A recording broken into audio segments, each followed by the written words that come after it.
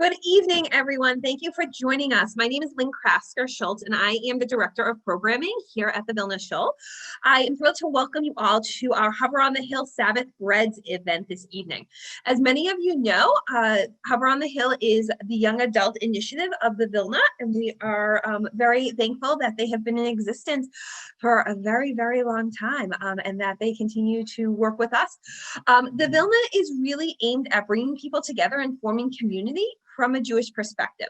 We are located in the oldest immigrant era synagogue building that still exists in downtown Boston. I'll repeat that because the first time I heard of it, it was a mouthful and it confused me. So in the year 1900, there were over 24 Jewish places of worship in Boston's West End. Today, the only building that still exists from that time period is the Vilna Shul. And while we are not a religious organization today, as I said, we're a community organization. Think of us as a JCC without the gym. We do lots and lots of programming from book talks to cooking stuff to history and anything in between for babies all the way up to seniors.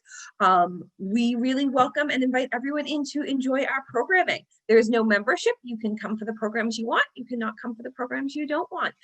We have a diehard group that comes to everything, and we have people we see once a year. So whatever floats your boat, we're open and welcome to it. A few upcoming events I do want to mention, specifically for our 20s and 30s. We have on November 20th, the HOH, as I said, is our young adult initiative for people in their 20s and 30s. We have a monthly Kabbalah Shabbat that is the third Friday of every month.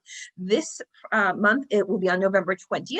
And we have a pilgrim coming from Plymouth Plantation to help us celebrate and focus on everything that we have to be thankful for this year. And so Malka Benjamin, who was on the leadership committee for Hover on the Hill for quite a long time, will be joining us in full garb. She's the director of education over at Plymouth Plantation, and she will be giving us some historical knowledge. We have this program again repeated in December, and we'll talk a little bit at the end about what we are going to make in December. Daniel has some very unique ideas, and so we want your feedback on that. And then for the December Kabbalah Shabbat, we'll feature a little bit of a service, and then we will do our Laki topping taste-off, which HOH has become known for. And so you'll be given a list of ingredients, and we will do some really unique things. Last year, I want to say the winner was Nutella and fluff, but I could be wrong. So we get creative with the toppings. And then the last HOH event that is happening for 2020, it's crazy to think that it's almost over, is our book club, which we are reading A Bend in the Stars by Rachel Barenbaum, and that is on December 22nd, which is a Tuesday evening. So we hope you will join us for that, regardless of whether you've read the book. Of course, we hope you will have read the book, but if you haven't, that's okay. A couple other quick events to plug that are just general Vilna events for any and all. We have Saturday Night Live writer and funny man Alan Zweibel coming actually 1 week from today. It's going to be a fabulous, hysterical program. Everything is obviously via Zoom, so we welcome you for that. And if you are into Jewish games, we are having a Mahjong tournament. We're having both a learn to play and a tournament at the end of November, early December, and so we welcome you for that. You can find all the information at vilnashul.org, and if you have questions, you all received many, many email reminders from me, so you can shoot me an email. How is tonight going to work? We'll get into the weeds in a second. So we're going to keep everyone on mute because there are quite a lot of us, and so that way people background noise, dogs, that type of thing won't interrupt the flow of things. If you have questions, bring up this fancy chat button, which I'm sure you are all very familiar with, and type in your question, and I will graciously interrupt Daniel. If the interruptions are getting too much, please let me know. If there are not enough, please let us know. But we'll attempt to facilitate the conversation that way. And if we think we can and questions aren't being asked in the most timely manner, we will start to let you unmute yourself. But for right now, we're going to try and control it just a little bit. I do want to formally introduce Daniel. So I'm bringing up his bio, maybe if the computer wants to work. Hold on 1 second. There we go. So I've had the pleasure of getting to know Daniel over the past few weeks, and he is absolutely lovely. He's a second-year student at Brandeis in the Hornstein program for Jewish professional leadership. Originally from Royal Oak, Michigan, he graduated Brandeis University with a major in Near East and Judaic Studies before launching a career as a chef and a baker. He served as junior sous chef at Lumiere in West Newton, which I'm sure many of you are familiar with that restaurant. And then he moved to Portland and was a chef there for quite a while. We are absolutely thrilled and tickled that Daniel is joining us this evening to help introduce and show us Jewish breads from around the world. So without further ado, I'm going to hand it over to Daniel. You all should have received an email a little while ago with the recipes. I will paste them into the chat box as well, and you will get a fancy copy of them with the HOH logo looking like recipe cards probably tomorrow. But without further ado, over to you, Daniel. Lynn, thank you so much. It is such an honor to be here. I'm so thrilled to join the Vilna Shul. This is my first Vilna Shul event. This is the first time I've had the pleasure of joining this community, and it's just so nice of you all to come out. I know it's a dark, nice November evening, but it's perfect time to get our hands dirty and make some bread. So like Lynn said, I'm a second-year student from the Hornstein Program for Jewish Professional Leadership at Brandeis. I'm originally from Royal Oak, Michigan, and I moved out here for my undergraduate degree, which I also went to Brandeis for, before I moved up to Portland, Maine, where I spent a few years as a chef, and ultimately I got an injury. Everything's fine, but I couldn't work in kitchens anymore, and I ended up finding my feet at a synagogue, a conservative synagogue in Portland, Maine called Temple Beth El. It was there that I really fell in love with Jewish community, Jewish professional work, and it was there that I really started teaching cooking classes. And my favorite classes were always to teach bread classes. I absolutely love cooking bread. I love everything about it. It's tactile, it's sensory, it smells great, it feels great, and it's delicious. I could eat bread for literally every meal. I shouldn't, and I won't, but I could, absolutely. So a little bit about our plan for the day. I noticed in the chat that there is something about blueberries in the recipe that was sent out. That is a typo. That this recipe is adapted from my maple blueberry challah that I made for the temple that we used to do for the high holidays, kind of celebrate the flavors of Maine. So that's a different recipe, which we could do another time. I'm happy to send you that recipe. It's delicious. But we're going to be focusing on what I call Boston sweet challah. I had no idea that this was a thing up until I moved back here. I never noticed it when I lived here in undergrad, but in Michigan and everywhere else I've lived, challah it's got a little bit of sweetness, but it's savory and tender. And when I came here, somebody gave me a loaf of Rosenfeld's, and it was so unbelievably sweet. It shocked me how sweet it was. It was almost like eating cake. And it's delicious. I absolutely love it. So I'm introducing a little bit of that Boston sweet challah flavor into this challah recipe that we're doing today. We're also going to be making Israeli style pita. This is a recipe I learned from a very close friend of mine in Portland. He is the sous chef or chef de cuisine now of Evo Kitchen and Bar, a phenomenal restaurant in Portland. I know we're in a pandemic and restaurants aren't exactly feasible, but when, God willing, everything opens back up and you have the opportunity to go to Evo Kitchen and Bar, I highly recommend it. This recipe he adapted while he was working in the kitchens in the IDF. So I call this like as authentic as Israeli pita gets.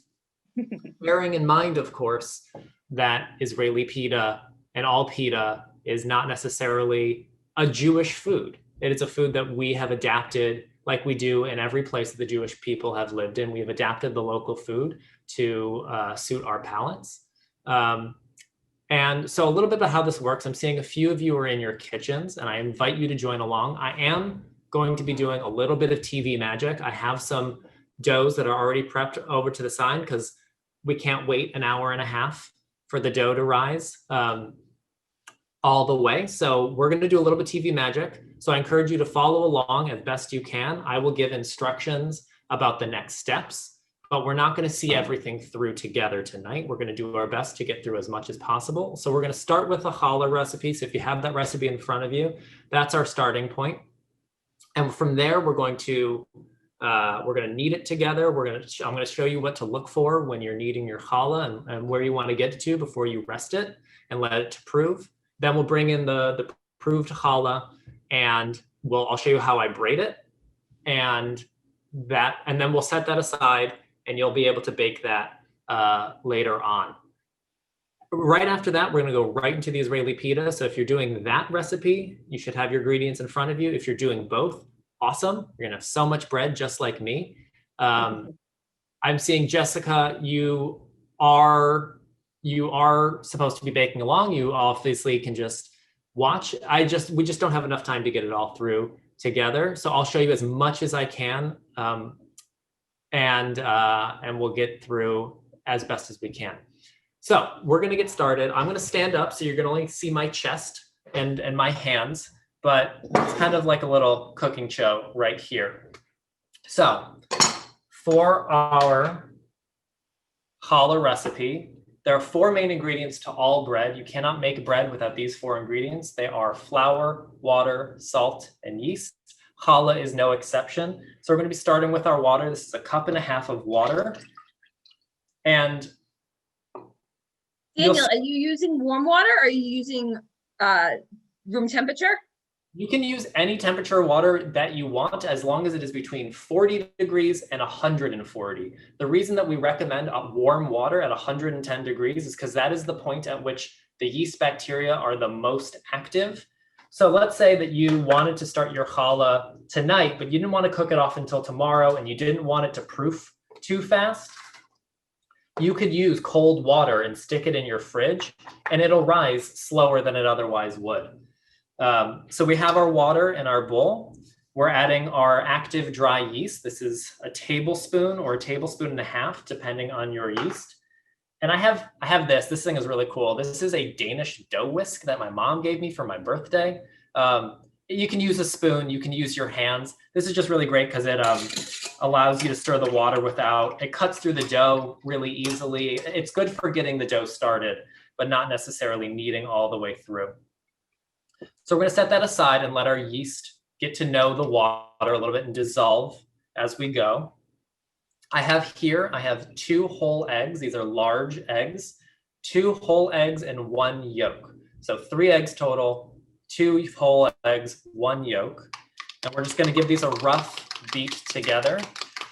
Egg is one of the signifying characteristics of challah. It is often called an egg bread. And this process of adding additional ingredients outside of the 4 principal ingredients of flour, water, salt, and yeast, this is called enriching our dough. So by adding eggs, we're adding a little bit of fat, we're adding a little bit of protein, we're changing the pH of the dough. All of these things have different effects for the end product. For next, we're going to be adding 1/3 cup of sugar. You can also use honey if you want. I think I have 1/4 cup of honey and 1/3 cup of white sugar. It's really up to you. If you want yours more sweet, add more sugar, add more honey. It'll all end together.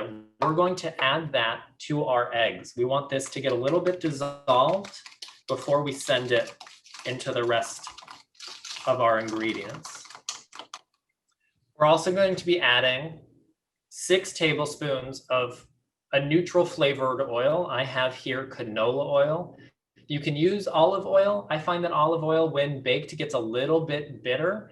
So I like to use canola oil for this. It's got a nice neutral flavor. You can use vegetable oil. You can use safflower oil. You can use sunflower oil, as long as it's a nice, clear, refined oil. And we'll get that going right into our eggs as well. So we're getting all these liquid ingredients together. I say liquid, I know we added sugar to here, and you're thinking probably, sugar's not a liquid. Sugar, when it reaches any amount of heat, turns into a liquid. It dissolves so readily that in some baking recipes, that is actually considered to be a liquid and considered part of your liquid ingredients. And that's how I like to do it. I like to give it an extra chance to dissolve. Same thing with our salt. Salt is really important in making dough. 1, because it's delicious and it adds flavor. And 2, because it serves a really important function of slowing down the chemical reaction and the bacterial reaction that yeast has. If it goes too fast, it'll puff up way too quickly, and you won't get a good consistency in your dough. I'm seeing, yes, I'm using kosher salt. Kosher salt is my favorite. Diamond Crystal brand kosher salt is the chef's preferred. You can find it at your local Hannaford's or Shaw's. It is the best salt. I don't use iodized. And if you're using a tablespoon measurer for this, I think it's a tablespoon of salt. If you're using iodized salt, use less because it has smaller crystals. You get more salt per tablespoon than you would with something with larger crystals. So if you're using a large coarse sea salt, you're going to want to use maybe a tablespoon and a quarter. It's kind of up to you. And it's going to be kind of eyeballed at that point. Because I often find that, especially with bread, it's a science and it can be easily replicated so readily by chefs like I used to be. I know how to make challah perfectly the same every time, but your bubby, your nona, your zaidi, whoever your family, they never measure anything. That's because everything in bread depends on the conditions. And so when you read a recipe from a cookbook and you say, well, I followed it to the T and it didn't work. It's because whatever flour they were using, whatever room they were in had a different humidity. Everything can change a little bit. So recipes try and account for that, but there's only so much you can do. So you might be following along and you're going to be using 3 eggs, and your eggs might be a little bit larger. The average large egg is about 55 grams of egg, but sometimes they're 65 grams because they're a little bit more dense or they have a richer yolk. So there's no silver bullet. So we're going to add our 2 wet ingredients and just give them a stir just to combine. So we have in here our water, yeast, eggs, oil, sugar, and salt. And that's our wet mix. Now, I know in a lot of recipes you've probably seen that you need to let your yeast bloom for 10 minutes until it gets nice and foamy. If your yeast is fresh, you don't need to do that. The reason we do that is because you want to make sure that your yeast is working before you get too far with it. If your yeast is dead, that's a good way to find out. But at this point, Fleischmann's yeast is very consistent. If you're just opening a fresh packet and it's not expired, odds are it'll be fine and you don't need to proof it. But if you have any questions or concerns, definitely let it bloom. I have here, I put in the recipe, I think it's 5 3/4 cup. I have here about 6 cups because this could take 5 cups to get to, it could take 6 cups to get to. And the reason for that is because I'm using King Arthur organic all-purpose flour, but the bag that I bought might have been sitting on the shelf for an extra month and the flour has compacted more. And in that case, my cup of compacted flour might be very different than your cup of fresh, uncompacted flour. So there's some ways that you can do to measure it, but the best thing to do is to start with less flour and work your way up. You can always add more flour. It is very hard to add more liquid. So always err on the side of less flour from the start. So I've reserved here about 1.5 cups. And I'm going to start with my dough whisk or my spoon, whatever you have. And I'm going to get this working into a rough ball. Daniel, while you're mixing, can you talk a little bit, if you said you're using King Arthur organic all-purpose flour, talk about the different types of flours. What if you're using white non-organic? What if you're using whole wheat flour? Have you ever done it with gluten-free? Someone was mentioning something about another type of flour. I'm looking for it. Ancient greens flour, that type of thing. Sure. All-purpose flour has a relatively low protein content. The protein that you have in flour is gluten. Gluten is the thing, it's the magic. It is what makes bread bread. We can talk all we want about different flours and different yeasts and the importance of salt, sourdough versus, it's really all about gluten. Without gluten, there is no bread. So different breads or different flours have different protein contents where that protein is the gluten. So a all-purpose flour has a relatively low, I actually have the bag right in front of me. What's the protein content?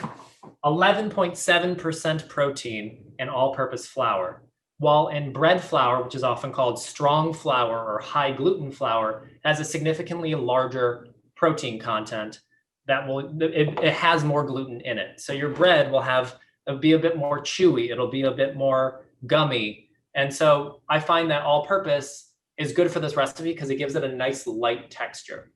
But with whole wheat has a very high protein content, but because the wheat is not physically separated from the germ and the bran that comprise the flour powder, it's much harder to get that gluten working. So the way we get gluten working, and this is where kneading comes in, is you got to give it some force. Gluten is a little bit temperamental, and so you need to give it some water, a nice wet environment to stretch out in, and it needs a lot of working. So that's where the kneading comes in. This is how we build gluten in our bread. So as we can see, I've added most of my flour, but not all. It's already come together in a nice shaggy dough. You can see it's got these tears. It's still very sticky. So now as we knead it, that flour is going to absorb into our wet ingredients, and it'll slowly develop gluten, which will give it that structure and that strength. And so I'm going to keep adding flour. I know that I'm going to find that as I knead this, as more of that flour is worked into the water, it's going to get wet and sticky again. So there's 1,000 different ways to knead dough. I don't know if you watch the Great British Baking Show, you'll see people, slamming it on the table and stretching and pulling. There's no one good way to do it. I like the Julia Child method. I learned this from reading one of her books. What she recommends is keeping one hand relatively clean and having one hand doing all the kneading for you. So one hand pushes and maybe gives it a little grab and pushes away and rolls it back. The other hand, all it does is flip it over. So you can do push, push, push, flip, push, push, push, flip. And just keep going like that. And now I'm finding right now that my dough is really soft, which is good. We want our dough to be nice and soft. We don't want it to fight us too much. It's still got a lot of sticky parts, so we're going to keep adding flour so it doesn't stick to our hands too much, doesn't stick to our board too much, and we're just going to keep kneading it. And this is why I always... It looks like, Daniel, you're kneading with the palm of your hand, more towards your thumb pad versus your fingers. Is that true? That is 100% correct. You're going to want to use the base of your palm. Your fingertips are good for giving it a grab, that helps you figure out the texture. But the most of your force is going to be in the palm, the base of your palm, because anything else, if you're pushing with the pads of your finger or the tips of your finger, your hands are going to get sore much quicker. And if you're following along with me today, you're going to be doing a lot of dough. So we don't want you to wear out too fast. So make sure you use the base of your hand so that it's connected to your forearm. So it's just one simple motion, and you're not putting too much wear onto your wrists that you don't need to do. Can we jump and ask a few questions that have come up in the chat? Laura wants to know, what about combining whole wheat flour and vital wheat gluten? That is a technique that a lot of people do. As you notice, as you probably know if you're asking that question, because whole wheat has issues developing its gluten, we add vital wheat gluten, which is just a powdered form of pure gluten. It's also the main ingredient in seitan, and which is used as a meat substitute.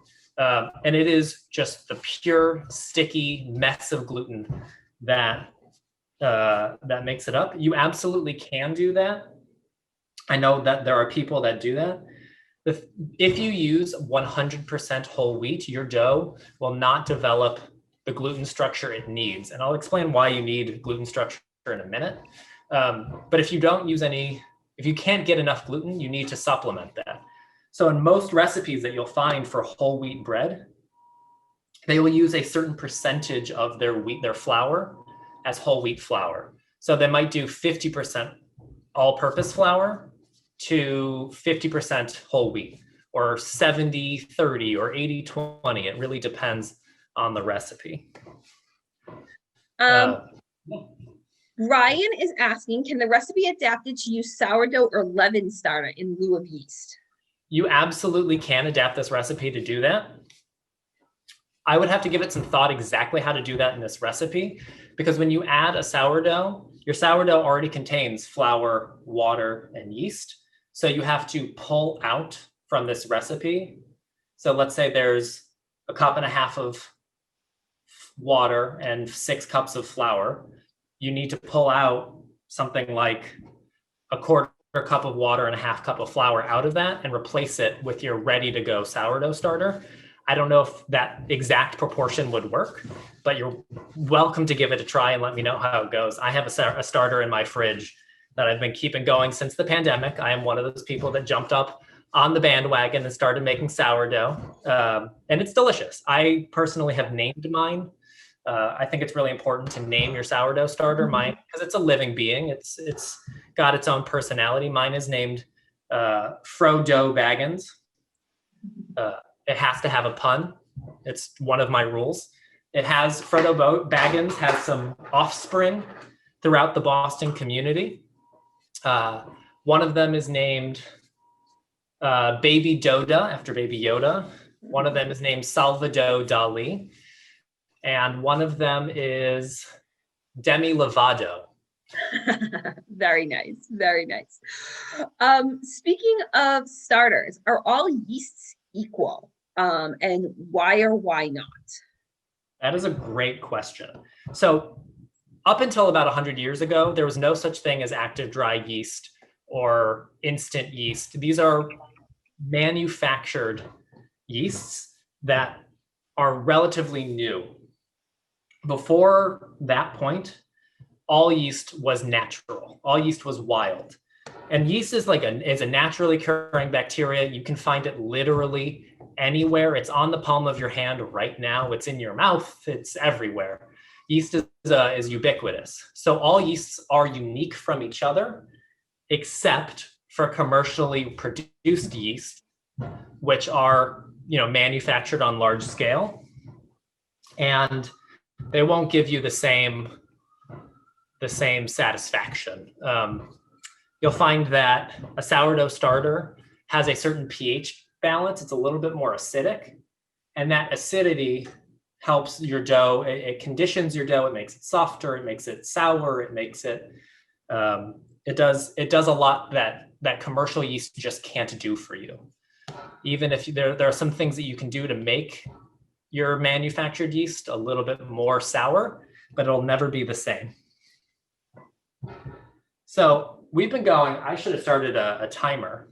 I'm already getting a little bit lightheaded. All that kneading. So here's what we're looking for with properly kneaded dough. Mine's still a little bit sticky, and that's okay. I actually like my challah dough a little bit more wet. But we have a nice smooth ball. And when I press on it, it bounces back. It barely leaves an impression. That's what we're looking for in properly kneaded bread. My dough is way too dry looking. Can I add water or the egg white? Stanley K, you can, but you're gonna have to work pretty hard at it. Adding water at the end is pretty difficult. And so it's gonna take a lot of kneading. You're gonna add water pretty slowly. It's gonna be a bit of a slog for you, and I'm sorry that happened. But if you can knead your way through it, it'll be worth it in the end, I promise. You can recover. One more question about yeast. Ariel wants to know, does open yeast jars need to be kept in the fridge? Does this change how you need to prep it or wake it up? Yes. If you have a jar of Fleischmann's yeast, definitely keep it in your fridge. It should last about 6 months like that. It does not change how you use it whatsoever. Jordan Katz, what if your dough is not bouncing back? Keep going. You haven't gotten there yet. If you started kneading when I started kneading, I mean, I've been doing this for a long time, so you must be an extraordinarily experienced kneader. But if you're not there yet, keep going. It's a good workout. It's good to, it's 7:30. Wake yourself up a little bit, get some dough going. And if anyone wants to show us their dough, please hold it up to the screen. We would love that. Rachel, yours is beautiful. It looks a little sticky though. Hillary, yours is looking really good. It's great. Rebecca, hold yours back up. You just held it. Have it. This looks wonderful. I'm impressed, all of you guys who are making it. Very, very impressed. I'm speaking on behalf of Daniel because his hands are obviously dirty, so he cannot fool with his screen to adjust it. But this looks great.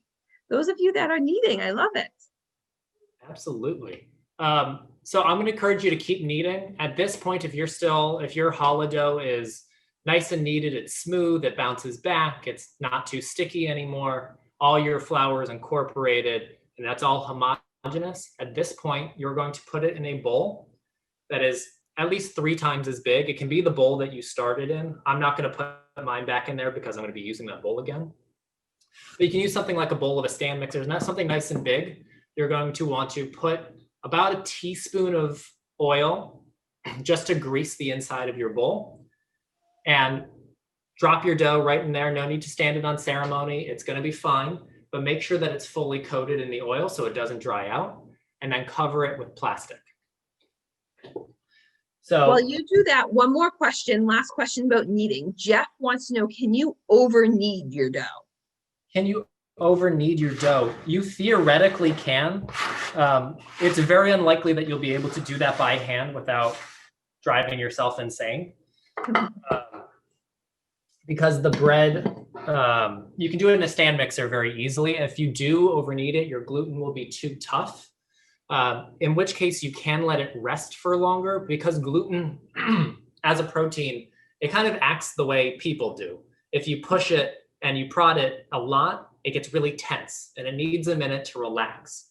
So that relaxation is really important for allowing the bacterial culture to develop within your sourdough, within your bread, and allow it to, it's just good for it to relax, and it allows it to rise. Because if your bread is still too tense, it'll tear or won't be able to rise. So most of the people who, when they knead their bread and they find, oh, it's just not rising, why isn't it rising? It's either because it's under kneaded or it's too dry. Because you need that gluten. You both knead it with a K and knead it N-E-E-D, because that gluten will form your web. And actually I can demonstrate that. You might have seen this in places called the window pane technique, where you take a corner of your dough, you stretch it as thin as you can, and it can get nice and thin, so much so that you can see the light behind it. That's how you know you have enough gluten. The gluten, all that's in here is water and eggs and flour. It's the gluten that is binding everything together into that complex web. So as you bake your dough, as you introduce heat, the yeast that has been spending all this time building up all this carbon dioxide, the carbon dioxide will expand and allow your dough to puff. But if your dough doesn't have that gluten, that carbon dioxide that expands will have nowhere to go. And so by having that web, it forms all these little bubbles and pockets that give you a nicely risen dough. So I have here, I'm just going to reuse this bowl. So this is our TV Magic. This is a dough that I made about, it's been almost 2 hours now. It has more than doubled in size. So we got a nice big rise on it. It smells delicious. It's still got a nice smooth texture, but that dough has relaxed. You can see those dimples that I put into it, right? When my hand's here, you can see those dimples. That is relaxed gluten. This guy bounces back because he's still really tense.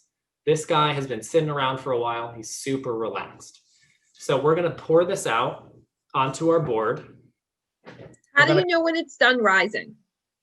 The general rule is doubled in size. There's no doubled in size is kind of vague. It's kind of hard to tell when it's in, I don't know. But you can leave it for, sometimes if your kitchen's really warm, like mine is, it can take an hour to rise. If you put it directly into your fridge, if you don't want to bake this tonight, you can take this dough that you've kneaded all evening, wrap it in plastic and stick it right into the fridge. If you put it in the fridge right now, it'll continue to rise in your fridge because your fridge isn't going cold enough to kill the yeast. And in the morning, you'll have properly proved dough 12 hours from now. You could even wait 24 hours. I wouldn't wait much longer than that because sometimes it can really explode, depending on how warm your water is, depending on the temperature of your fridge, the humidity. There's so many variables to account for. So like I said, I have my dough right here. I'm going to put a little bit of oil into this bowl that I had from the last batch. No oiled bowl, just plastic wrap. You can do either. I like the oiled bowl method personally. So I tossed my dough in there. So I got a nice little coating of the oil. There's still a little bit, I have like a little bit of a dirty bowl. It's no big deal. And we're going to cover that in plastic. I'm going to stick mine in the fridge because I'm about to bake off this one before I go to bed tonight. And I don't need 36 rolls of challah in my house. I mean, I can have more tomorrow, but so this is our dough right here. We have kneaded it, we have proofed it, we have let it rest. It's now super delicate and super soft. We are now in the braiding process. There are a lot of different ways to braid challah. I prefer a 4-braid method. I learned it from a YouTube video. My mom does a 6-braid method. I can never for the life of me remember it. It is impossible to remember. It drives me absolutely crazy. So I like to do the 4-braid method. So I'm going to cut this in half. This is called a bench scraper. They're like 30 cents on Amazon. It's a piece of plastic. Totally great kitchen tool for scraping up your countertop and cutting dough. We're going to set aside I'm going to make 2 loaves today with this size batch of dough. These will probably come out to be like kind of medium-sized loaves. It'll be good for, 2 of these will be great for a 4-person Shabbat dinner. You eat a whole one by yourself and the other 3 people can share the last one. If you really want to make like a big honking challah, combine these 2 into one big one, and then you'll get a great big loaf that you can use for big pieces of French toast, which is generally what I prefer to do. So I'm going to cut this into 4 for my 4 strands of challah. No need to measure it. I'm going to eyeball it. It's about half. It'll all shake out. So this is where it's tricky. And I have a hard time teaching this over Zoom. So I recommend that if you're giving this a shot, you're going to let your dough rest after this session is over. I recommend that you go and you look at some YouTube videos about how to braid while you're braiding it later. So we are just going to roll it out like it's Play-Doh, like you're back in kindergarten, 2 hands together, back and forth. You're not pushing down too much. Back and forth and out. Slowly back and forth and out. You're not going to get it all stretched out in one go. You are going to do it over a few rolls. And then you're going to taper the ends just a little bit. So this is about the length of my forearm. It's about 12 to 15 inches. It doesn't really matter what length you do as long as they're all the same, because that'll help you in kneading or in braiding later. So I'm going to do the other 4. Hands together, back and forth, not too much pressure, slowly working it out. Just back and forth, slowly working it out until they're the same length as the last one. So when I was working at the synagogue, I used to make 2,000 loaves. I made a total of 2,000 loaves of challah. It was about 50 a week for 3 years. So this process has gotten pretty easy for me, where I can just do it in a couple of quick passes. This might take you a couple of tries. It's a different feeling than you might be used to. because it's a little bit different. You don't want to pull too hard because that'll tear the dough. You want to keep this nice and gentle.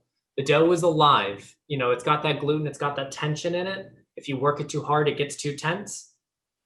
So you want to make sure that you give it space to relax and treat the dough not like you're trying to force it where it's supposed to go, like it already knows where it wants to go and you're just helping it get there. That's a very wishy-washy way of describing it, but that's the best way I can put it. The dough knows where it wants to go.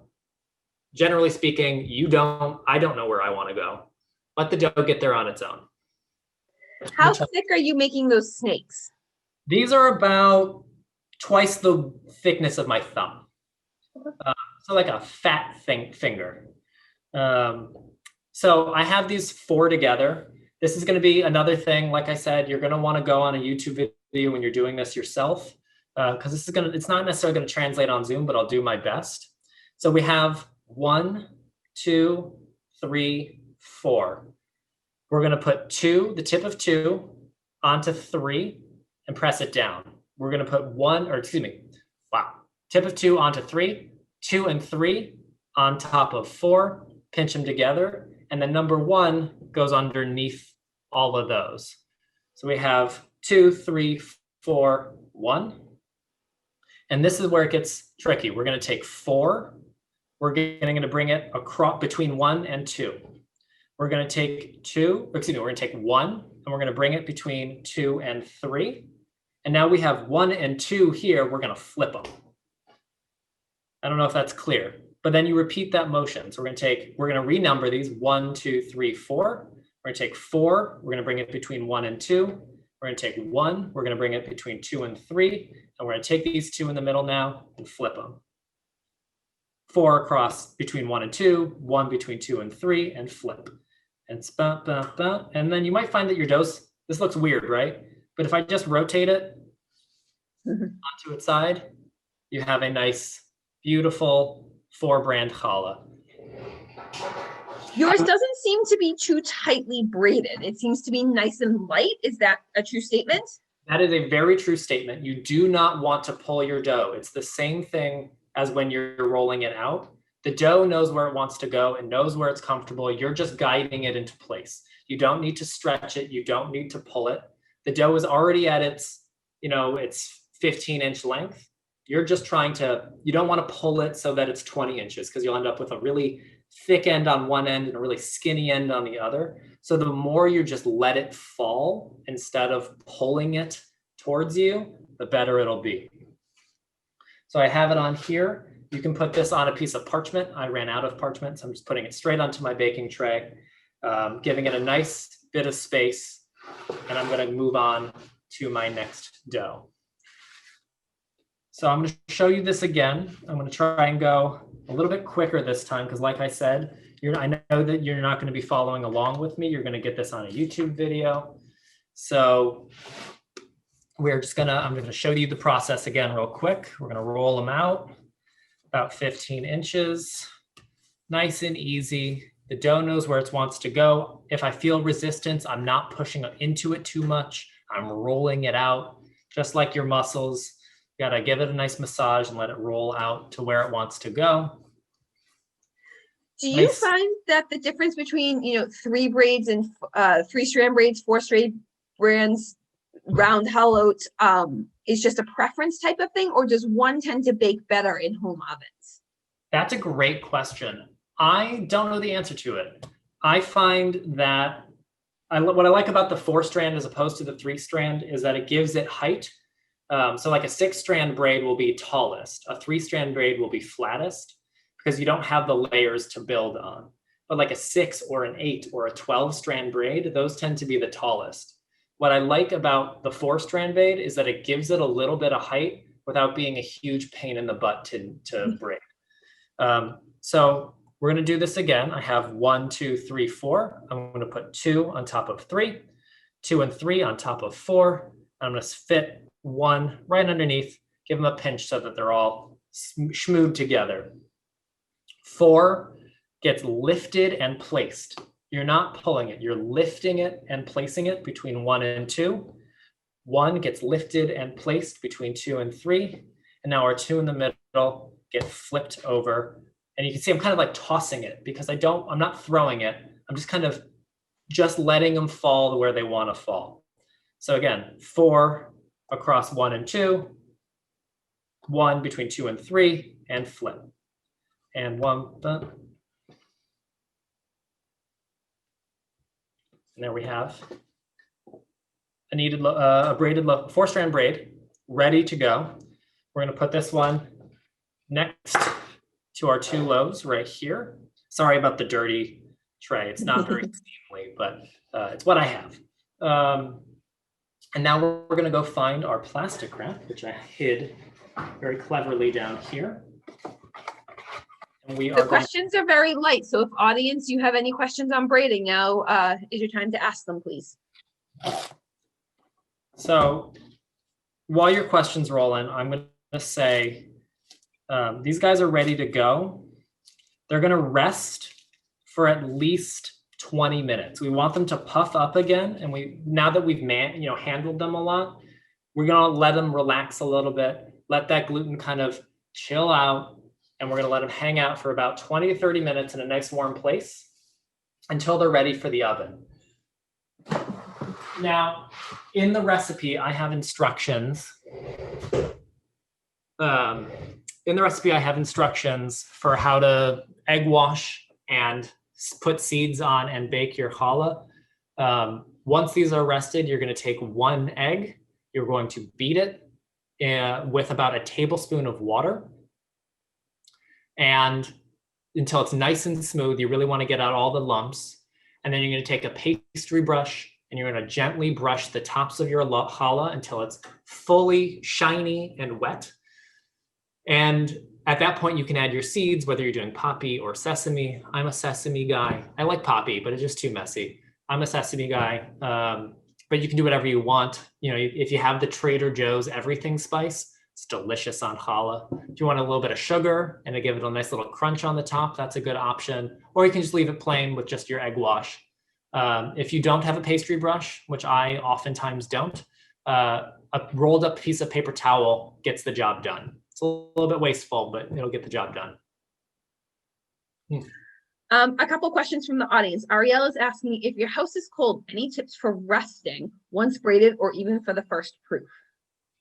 Great. So after you've braided your challah, you're going to want to get your oven hot. You're going to turn it up to 350. So you can turn your oven on and then place your dough next to the oven. If you are, if you've just finished kneading it and your house is cold, it's honestly fine in a cold house. If you're cooking it tonight and you want to get this, going, I'm seeing from Jordan, yes, you can put it in your oven with the light on. That'll be a nice warm place, especially if you have a gas oven that has a pilot. Your pilot will always have a little bit of heat in it. I saw somebody put in the chat microwave. That is a microwave that is not running. You do not want to microwave your dough. Make sure that your microwave tends to be pretty warm relative to other parts in your house because of all its electronics, the clock, the light. So it's a good place to go. Honestly, what I do is, especially when my house is cold and I'm cold, if it's cold for the dough, it's probably cold for you too. And I have a pretty cold house, so I will just turn on the oven and I'll put my dough next to the oven and I'll let it get hot and warm that way. It's not the most economical, it's not the most environmental, but it works. And then added bonus, you're warm too. So like I said, we're gonna let that rest for another 20 to 30 minutes.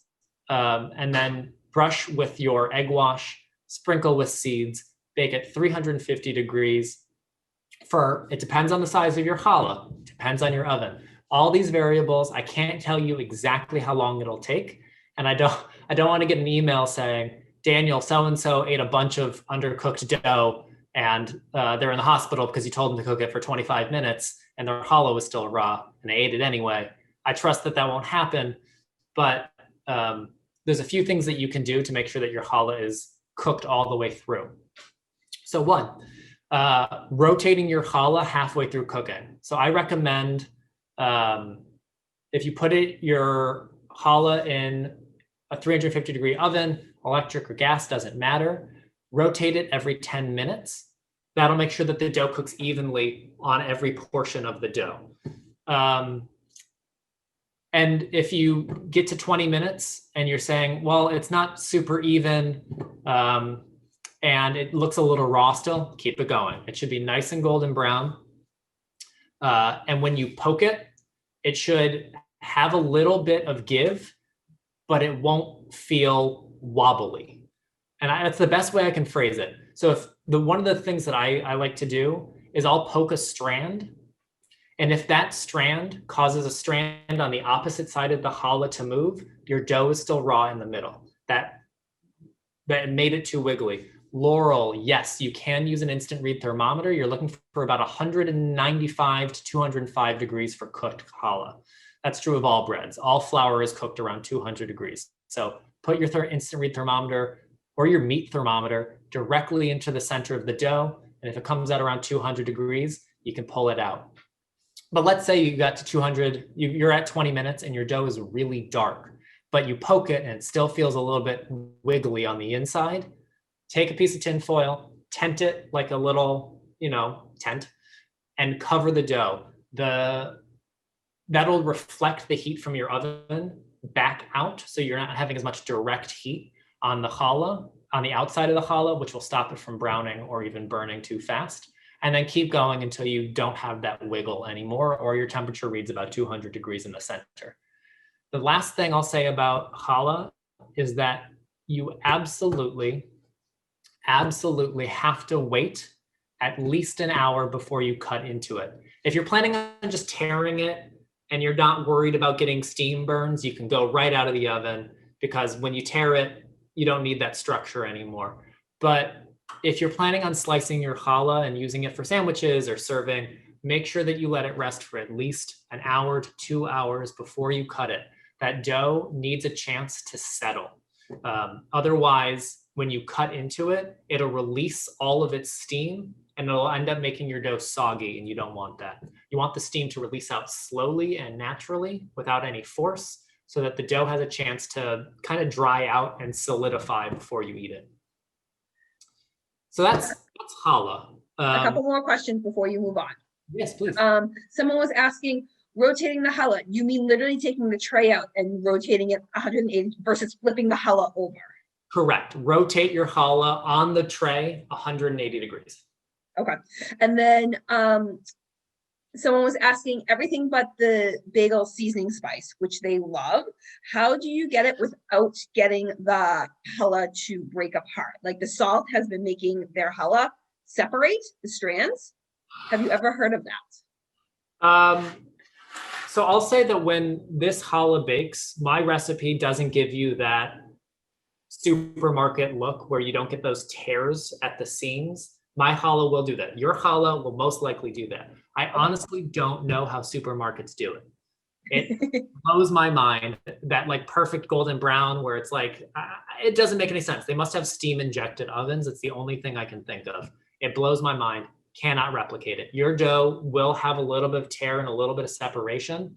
But if you're not going to egg wash and seed your dough, your braided pieces. You're going to seed them after they're complete. They shouldn't get in between the layers.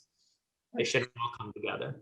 And then Jessica is asking, if you're leaving it overnight in the fridge, do you use the exact same process to finish it the next day? Exactly, yes. If you're putting it in the fridge though, before you're ready to go, let it sit out at room temperature for a couple of hours, because when it's cold, it can be a little stodgy and a little bit weird. So let it sit out for a couple of hours and come up to temperature. I saw something about cornmeal dusting. You do not need to do that. This dough, if you have it on parchment paper or if you have it on tin foil, it should release just fine. I'm hoping that it'll release from mine. I've actually never cooked directly on this. It should be fine. And if it's not, that's on me. I'm sorry about that. If you're putting it in the freezer, you absolutely can. You've just finished kneading your dough. Feel free to stick it in the freezer at this point. I do find that baked challah that is then frozen reheats better than frozen raw dough that is then reanimated. It's just more consistent. So I recommend I recommend cooking before freezing, but you absolutely can freeze at this point if you'd like. Amazing. Any last questions before we move on to pita? Going once, going twice. All right, on to our next bread. All right. So for this one, we're going to do the same kind of process. We're going to knead it together, and then I'm going to show you the process with my pre-made dough, and I'm going to get into my oven. So the first thing I did is I'm preheating my oven to 500 degrees, or as hot as my oven will go. And I've left inside of my oven my heaviest baking tray, my heaviest and largest baking tray. We're trying to replicate a tandoor or a tandoor, or the clay ovens that you see all throughout the Middle East where pita was originally made. Obviously, I don't have a tandoor. I would love one. If you have a pizza oven, definitely use that. But to mimic that, we're getting our oven as hot as it'll physically go, which for me is 500. And I've left in my heaviest baking tray. Mine is metal. If you have a pizza stone or a cast iron that you trust, those also work well. What you want, we'll get to this in a later. I'm getting ahead of myself. What we're going to do first is start with the dough. That's where we should always start. So I have here the same bowl that I started my challah in. So I'm going to scrape out a little bit. And this dough is a little bit a little bit simpler. It is still enriched by oil, but it is not as enriched as the challah is. It's a much more simple recipe. And like I said, I got this recipe from an Israeli friend of mine who developed it in the army. So this is as authentic as Israeli pita gets. Israeli pita, I want to sit back down. Israeli pita differs from all the other pitas, not all the other pitas. Israeli pita is a little bit different because it's characterized by a round shape and a big pocket. But pita comes in a bunch of different forms. In Turkey, it's called pide, and it's kind of football shaped and pretty dense. You also will find a flatbread that is also referred to as pita. We sometimes call it lafa in Israel.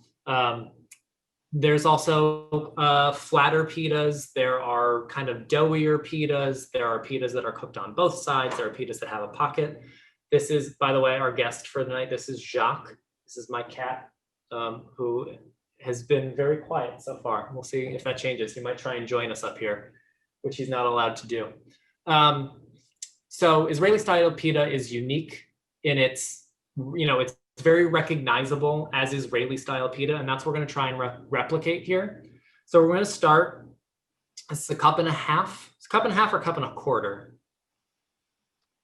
You put a cup and a quarter warm water, and then 3 3/4 cups all-purpose flour. Right. Cup and a quarter, not a cup and a half. A cup and a quarter of warm water, 110 degrees. But this again, anywhere between 40. What are you doing? Sorry. Anywhere between 40 and 140 degrees, your yeast will live. 110 is where it is most active. So we have here our yeast, about a tablespoon to a tablespoon and a half. We're going to use our Danish dough hook, dough whisk to get this guy going, just so that it started to mix. And to this, we are going to add a little bit of sugar. So about a tablespoon and a half of sugar. Sugar, the way yeast works is that it converts sugar into carbon dioxide and alcohol. That is the chemical process that yeast bacteria do. So we can add refined sugar, which will give it some food, and it'll start this chemical process right away. But the reason you don't need sugar in bread, remember, flour, water, salt, yeast, is because there are natural sugars occurring in the starch of flour. So that's what, at their baseline, yeast will consume, is the starches from your flour. Here I'm going to add another tablespoon and a half of olive oil straight in. Let that mix up. And this recipe is a little bit different. This process is a little bit different because we're not going to add our salt to our dough initially. We are going to knead a base dough without salt. and then we're going to add our salt. But in the meantime, we have our wet ingredients. This is our 3 3/4 cup of flour. In this recipe, you can actually see it in my quart container. I'm going to throw in 20% whole wheat flour. This is some really beautiful flour that I bought from a mill in Maine. It's just really flavorful. I'm only doing 20% because I really need that gluten development from our all-purpose flour. I don't want to interrupt it too much, but I really like the wheat flavor. It really adds a lot of depth to our bread. So we're going to add most, but not all of this, because like we did with our challah, we want to reserve some just in case, because we want to start too wet instead of too dry. We're going to start by using your spoon or your Danish dough whisk. God, my mom will be so happy. I'll have to tell her about this later, that I'm using this in a cooking class. Just to get our dough to come together enough that it can come out onto the board in one glump without too much fuss. So now is the fun part. We get to knead again. If you are kneading for the second time like I am, actually this is my 4th time kneading today, you're going to get a good workout in your forearms. And we are going to bring this all together. It's still pretty wet. So I'm going to keep adding flour until we knead it. Collecting any loose bits of flour as we go. Remember, push through with your palm, the base of your palm, flip with your left hand, push, flip, push, flip. Now, the reason Julia Child advocates for the messy hand, clean hand method is literally, and I swear to God, so you can answer your phone or discipline your children. Those were her words. Answer your phone or discipline your children. And I take that to heart. I don't have children, I have cats. So in this case, it's disciplining my cats. But it's a good method. Like I said, you can do the whole Great British Baking Show, the Paul Hollywood. I don't know if you've seen, he kind of goes like that and then stretch and fold and kind of gives it, he does this whole rigmarole. I find that this is the most consistent method for me. It allows the board to do most of the work and allows me to just kind of roll it back and forth. And that's it. We've got it to come together, but we haven't worked it too much. It's still it's not worked. So it's at this point with this dough that we're going to stick it back in our bowl and we're going to cover it. We're going to come back later with the salt and give it another knead. We've only done this. This is nowhere near done, but you've seen how quickly this can come together. We've got our flour, water, salt, yeast. Well, not salt yet. Flour, water, yeast, oil, and sugar. And then we'll add the salt in a minute. So I'm going to set this aside. And I'm going to get my risen dough, because that needs to rest for about 10 minutes before we're ready to go in. If we were to try and add the salt now, we would find that the dough is too stiff to allow us to knead that salt and fully incorporate it easily. So by letting it rest, we are not just giving the chance to relax, we're also giving the yeast a salt-free environment to run rampant and have fun and get the party started a little bit sooner than otherwise. So this is what it'll look like. This is a little bit overproofed because I left it too long. I started this about 2 hours ago. That was too long ago. It's gotten a little bit shiny, and you can see all this webbing. That's great gluten formation, but I've let it stay a little bit too long. This is going to double in size like your challah will, but a little too much overproofing. It won't kill our dough, but it just won't be perfect. And I want to make sure that y'all have a perfect experience with your pita as well. My oven is not hot enough. Hold on. All right. I'm going to apologize because there is a distinct possibility that my fire alarm will go off. In the event that that happens, my first move will be to mute my microphone, and then I'll get the fire alarm. But it gets a little smoky in here when the oven gets really hot. So you can see how much that's sticking. This dough is super wet and super well proofed. We're gonna coat this all in flour, and we're gonna divide this. This dough will yield us about 6 nice sized pita. So I'm gonna start by cutting in half, and then this is probably not accurate, but 1, 2, 3. We'll cut 1, 2, 3. So step 1 for shaping pita. So we have a nice slack dough. It's really wet. It's got tons of air in it. Do you recommend using a scale for dough measuring? I do if you want them to be precise. At the end of the day, you don't need it. If you're working in a restaurant kitchen, I would recommend it. But there's a reason I don't do it. And most of that reason is because I'm lazy. They will all cook the same. This is true. They will all cook the same. But at the end of the day, it's not necessarily the width that's going to cause a problem, because if they're not the same size, you'll have wider pitas. But if you don't roll them all the same thickness, they will cook differently. So we'll get to that in a second. We're going to start. We have our dough ball. We're going to form this. Meant to say that it's good. Yes, this is true. Thanks, Jessica. So first thing I'm going to do is, there's a lot of different ways to form dough into a nice ball, but we're trying to get this into the smoothest, most even ball that we can. So what I like to do is I like to flay it flat, and I like to pick a side that's going to be my smooth side. And I like to fold kind of in half so that we have our smooth side like that. I'll rotate it 90 degrees. I'll fold it in half again, so our smooth side has gotten more smooth. I'll do that a few times, rotating 90 degrees, rotating 90 degrees, rotating 90 degrees, until it's got a nice taut ball. It's got some structure to it. We're helping build that structure. And now this is the chefiest thing I will show you today, is how to properly form this. You can leave it like this and you'll have good challah, but the smoother and more well-structured your dough ball is before you put it before you roll it out and get it in the oven, the better it'll be. So what we do is we make kind of like a OK symbol. We put the OK here so that your thumb and forefinger on the ground.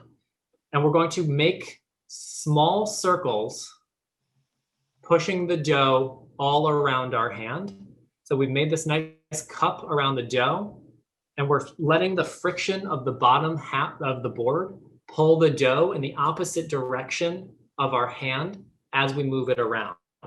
So we move it, it'll move in an opposite direction from where your hand is. And if we do it, maybe change directions because it's doing it the wrong direction, we have a nice, perfect dough ball.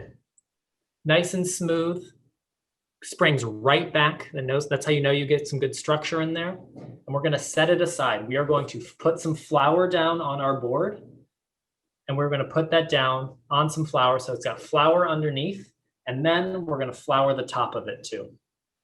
So it's nice and fully coated in flour. So we're going to do this 5 more times, and I will go as slow as I can to make sure that it's all clear.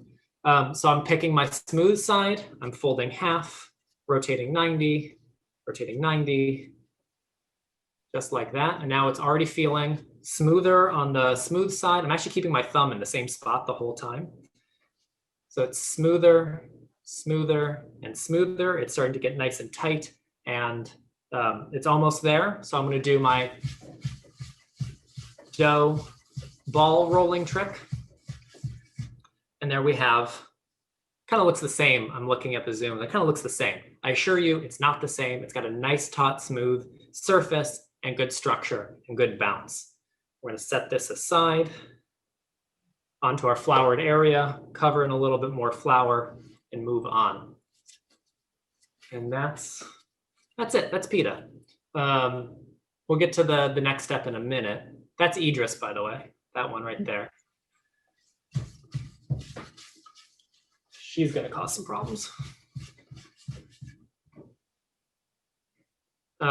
So Israeli style pita. So pita is one of the oldest forms of bread that you can find.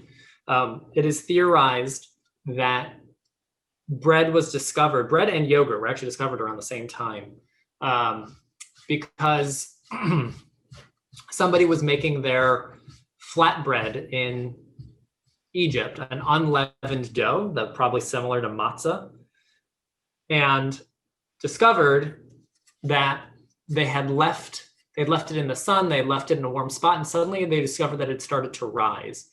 And that was because they had accidentally gotten some yeast from the air, from their hands, from wherever it was being stored, that had gotten into the water, that had gotten into the flour, and it created a yeast culture. And from there, we kind of figured out, we tamed it,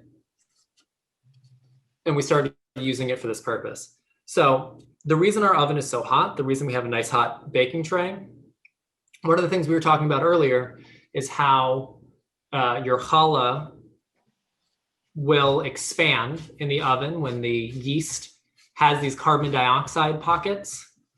When your yeast has these carbon dioxide pockets, those will expand in the oven when they encounter heat and cause your dough to rise in the oven. That's called your oven spring. In pita, we're going to force that much faster. So by putting this directly onto a hot pan, it's going to cause steam to jump out instantly. And that's how you get your pocket, because you have your nice taut surface on the side that will retain the moisture and the steam. And you'll have a really hot bottom, and it'll cause that top side to expand without breaking. And that's how you get your pocket. So that's why this process is so important. I spent so much time on it because you want that nice, smooth, even surface across the top. Otherwise, you won't get the good pocket in the center. So as promised, we've been forming these dough. We're going to go back to the original dough that we started with earlier. This has had a chance to relax for 10 minutes. Still no salt in it. It's nice and, I don't know, it's not springing back. It's really soft. We're going to go ahead and add our salt. And we're going to knead this for a nice long while. We're going to feel that the salt needs a minute to get into it. But once it's in, it'll be in there. So we're going to go back to our kneading process. We might need a little bit of more flour because it's still a little bit pretty wet. But what we're looking for is we're going to look for that same smooth dough that we had with our challah. And we're going to make sure that we don't feel any more crystals of salt poking through. So we're just going to keep on kneading without dropping our glasses. God, I really ruined this shirt. This is what happens. That's why I can't have nice things. So we're still doing our pressing with the base of our hand, flipping with our left hand, letting the board do the work, letting the dough roll across it, not giving it too much effort. At least we're trying not to. All right. I'm actually going to stop here. You're going to keep, if you're doing this, if you're following along, you're going to keep kneading. But I'm realizing that it's 8:15, and I really want to show you how to make these pita. So keep kneading this until it's nice and smooth. We're actually pretty close to it. You can see we're pretty smooth. We have good bounce back. Didn't take us that long, but make sure that you knead this sufficiently. And is there a place we can stop for the pita if we don't want to cook it tonight? Absolutely. You can rest this overnight in your fridge, just like we did with the challah. You're going to put it into a boil. Into a bowl. There's no need to oil your bowl this time. Just a nice bowl and give it plenty of room to rest, and get it covered. That's what I'm going to do. I'm going to stick this in my fridge. Jordan's asking, do you put it in the fridge after you put the salt in? And I would assume the answer is yes by what you are doing right now. The answer is yes. that you're going to do your initial knead to get it going, and then you'll add your salt, and then you will knead it again and put it in the fridge. All right. You're welcome, Jordan. Okay, so I'm going to clear off my surface a little bit. I'm going to go get my rolling pin because it is time to form our pita. All right, so there are a bunch of different kinds of rolling pins. This is called an American pin. I actually have another one. This is called a French pin. It doesn't have the wheels. It doesn't roll on its own. It's just a piece of wood. It's a dowel. It has tapered edges. There's also an Italian pin, which is basically the French pin, but it doesn't taper. It's better for making pasta. And there are also, of course, rolling pins in other cultures. Most people just use just a piece of wood. You can use a wine bottle. You can use anything you want. But we're going to take, this is the first one that we needed, or the first one that we formed. It is the softest. They need about 5 to 10 minutes to really relax. So we are going to start by flouring our work surface and the top. And we are going to carefully and slowly, we want to push out a little bit of the air. We're going to inevitably, but you want to keep some of the air. You don't want to flatten this as flat as a pancake. You're looking for about 1/2 to 1/4 inch all the way around. So however you got to get there, don't push too hard. Let the dough get there on its own. And we're just gonna roll these out until we are in a good spot. We're looking for about 6 to 7 inches, depending on where we were. And I think it was Jessica who asked about the size differential. My doughs are all pretty different in size, but I'm going to focus on making sure they're all the same thickness. Because if they're all the same thickness, they'll all cook in about the same amount of time. I have here, I don't know if you can see it. We have about, it's about a finger's depth, about 1/4 inch to 1/2 inch. And it's still got it's still pretty well floured and super soft, very delicate. So we're gonna gently set this aside and we're gonna get another one ready. A little bit more flour on our surface, a little bit more flour on top, and we'll knead our next one. You can absolutely do this by hand if you want to be like a pizzaiolo and toss it and get flour all over your kitchen and yourself like I just did. You absolutely can. The rolling pin is just the most consistent. When I worked in a kitchen, we actually had a pasta roller and we would pass it through the pasta roller, which is much faster than doing it by hand. My peak at this restaurant in Portland, I think I once made 250 pita in a night. That's a long night. It's a long night. You really get mesmerized by it. Jessica is asking, and we know the answer, it is not sticking at all to the pin, and the pin is not floured. So the dough shouldn't be sticky at all at this point. And that is a correct statement, Jessica. That is correct. Honestly, though, if you were to cut this dough open, it'd still be really sticky on the inside. But because I floured the surface and I floured the top of it, it's got this nice taut surface that I've been emphasizing. It's got this nice, smooth, stretch tight surface. That's what we're looking for. All right, so this is where it gets a little bit tricky. You have a 500-degree oven, and inside of it, you have a 500-degree pan of some kind. So working really quickly and really carefully, I'm gonna try and turn you. No, how are we gonna do this? Somebody think things through. All right, I got my trivet. I'm gonna pull the pan out. I'm gonna close the oven door really quickly so it maintains that heat. And as working as quickly as I can, I'm very carefully gonna put my pita onto this really hot pan and get it back into the oven as quickly as possible. Like I said, this is about getting that steam from the hot pan to rush up through the pita and form the pocket. And we get it back into the oven so it can continue cooking as quick as possible. So here we go. Hot pan. It's okay that it's at an angle. 1, 2. And back in. So question about this particular step. Is there a reason that you take the pan out versus just pull the oven tray out and put the pita on and then shove it back in really fast? There is. It's because I wanted to make sure you guys could see it without getting flour all over my computer. You absolutely could. The problem is you don't want to let too much air out of your oven. You want to make sure your oven is nice and hot. The pan, unless you're using like a really great pizza stone or a cast iron, the pan is going to drop its temperature no matter what it does. But you want to make sure that your oven stays nice and hot so that it can get your pan back up to temperature really quickly. But if you have a super hot cast iron and you have a really good oven and you can do it really quickly, you absolutely can. I also find that like standing over a hot oven and trying to carefully place delicate pita is harder than bringing it out and putting it back in.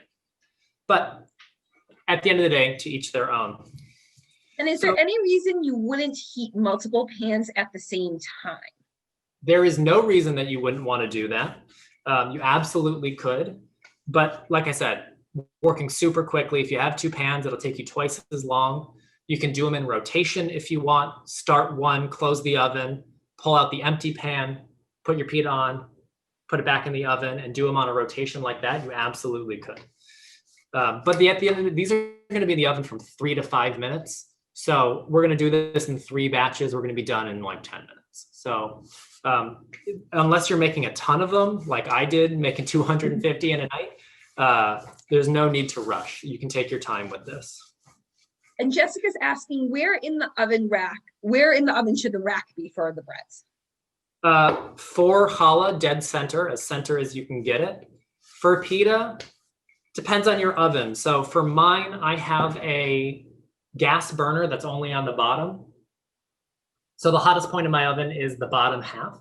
So I'm putting mine about a third of the way down because I still want some hot heat to come down from the top from our conventional circulation of the air, because I still want some browning. They're not going to get flipped. But you can, I like to put mine in the bottom third. You can put them on the top and they'll get browner on top, but I would say the bottom third. If you're looking for an answer, the bottom third. And challah, dead center. Now, the one thing I have forgotten to do, which is super, super important when making challah, is to prep a bowl for, pita, is to prep a bowl for them to go into. So, yes. I'm gonna use a colander and a clean towel. Now, when the pita comes out of the oven, it's still going to have a lot of steam on it. And if you were to put that directly into a bowl that isn't lined with a towel, that steam will cause your dough to get soggy instead of allowing it to kind of relax and let it steam out. So using a towel-lined bowl is super important for this phase. This is good. It worked. We have pita pockets. Here, let me show you. Turn on the oven light. I don't know if you'll be able to see it. You see those little domes in my dirty oven window? Maybe we can just peek this. Got 2 little pita pockets. They're going to go for about 3 to 5 minutes. What I'm looking for is a nice big pocket. That pocket might start to collapse a little bit, but I'm looking for just a little bit of browning on the top. Once I get that browning on the top, I know that they're cooked enough. Now, your oven might not get as hot. You might get a good pocket and no browning based on where you put your in the oven. At the end of the day, another sign to look for is that you don't want to have any shine on it. If it's shiny, that means there's still a lot of liquid that's trying to get out. It's some condensation that's accumulating at the surface. Once that shine is gone, the dough should be mostly cooked through. But always err on the side of cooked a little bit more than too little.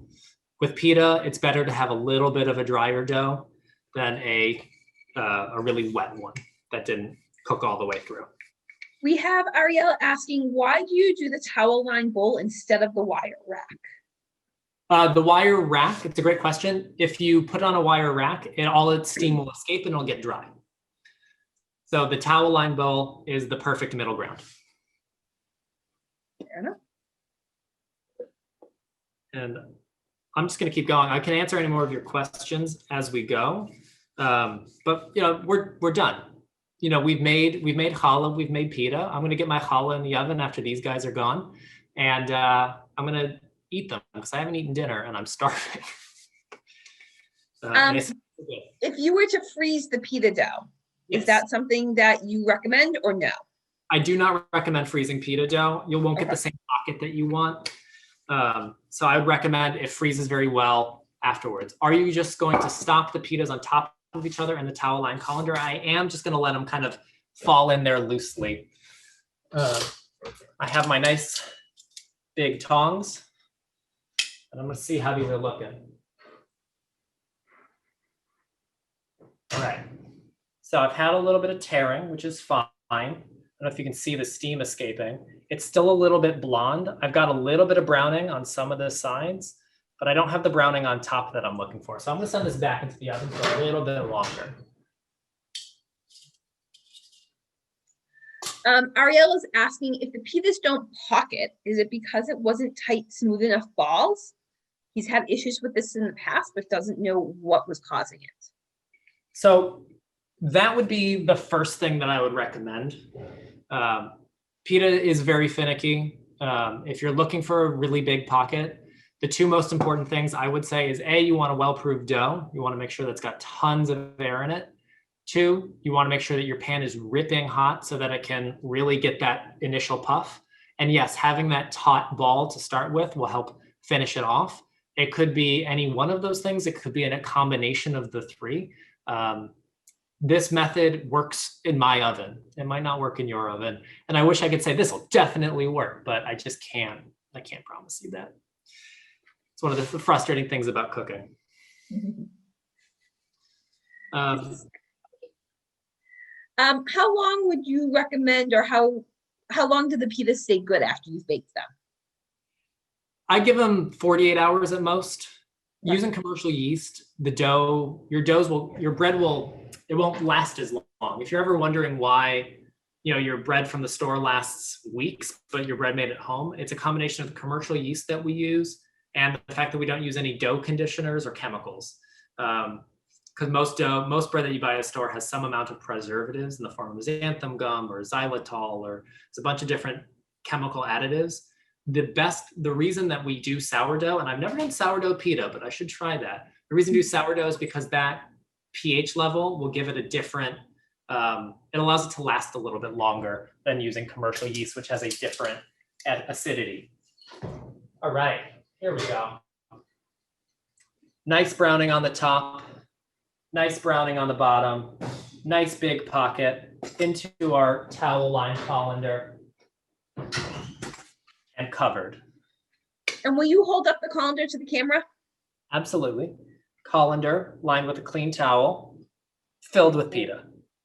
Beautiful. So I'm gonna let that sit for a minute because I don't want to burn myself when I try and take it out of the oven, or when I try and take it out. But I'm gonna show you the pita process one more time, which is open the oven, hot pan out. 1, 2.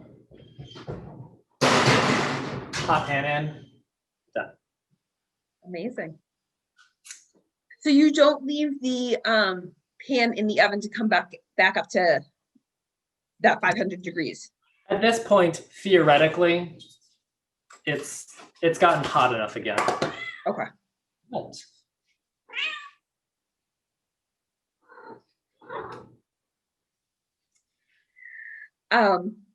Jordan's asking for pita. If we are fridge proofing, do you recommend an oiled bowl or a bowl with saran wrap? Both. You don't have to oil it, but an oiled bowl covered in saran wrap will ensure that your dough stays nice and moist and doesn't get any dry pockets.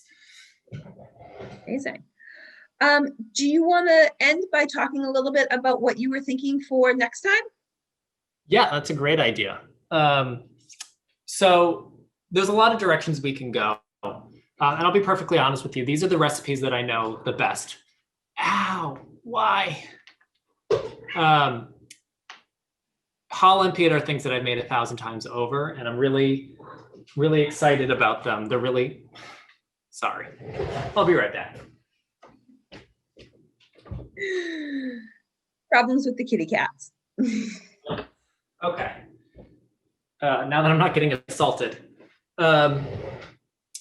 So what I'm thinking about doing is, if you all are interested in exploring some recipes that are a little bit outside of my wheelhouse, it'd be a really fun thing to do. There's a lot of breads that are Sabbath breads that aren't common, that you don't commonly see in the US or even in parts of Israel. One of the things I'm thinking about is HOH, which is a Yemeni flatbread. It's similar to injera, which is a Ethiopian style bread. It is absolutely delicious. It is such a blast to make. But I also want to be culturally conscious. I am not a Yemeni person. So if y'all are interested in exploring these recipes with me, they might not be perfect. I'm going to give them a lot of practice. I will make the sacrifice of eating tons and tons of HOH until I get it exactly right.